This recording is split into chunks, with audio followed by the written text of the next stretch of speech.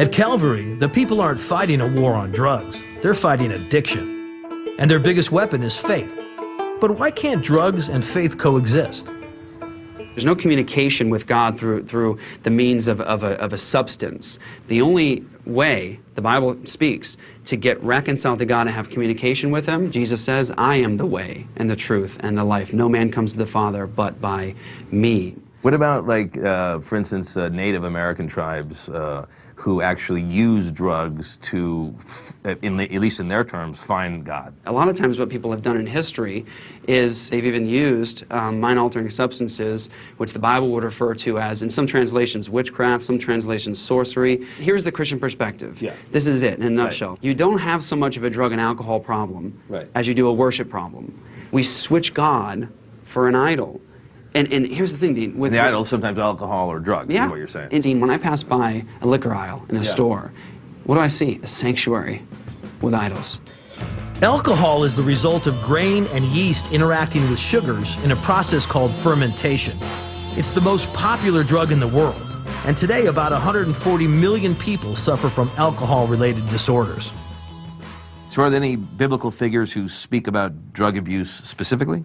One of the best you can go to would be the Apostle Paul, who dedicated his whole life to Christ, wrote much of the New Testament. He says, now the deeds of the flesh are evident, here's some, he says, which are immorality, impurity, sensuality, sorcery, idolatry. False gods never satisfy real spiritual needs. You can chase that all you want. You will always come back broken, shattered, and crawling. So from a Christian perspective, drugs were always false gods that distracted people from the real God they're supposed to be worshiping. But what compelled the first Christians to decide using substances was somehow anti-Christian? What's wrong with allowing the body a little pleasure every now and then? After all, Jesus drank wine. It wouldn't be inappropriate to use the term puritanical in association with some of the early Christian views.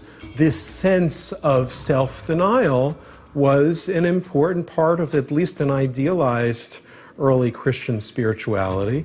And one thing you see emerging from this period is, for the first time in history, a view of drugs as an immoral activity.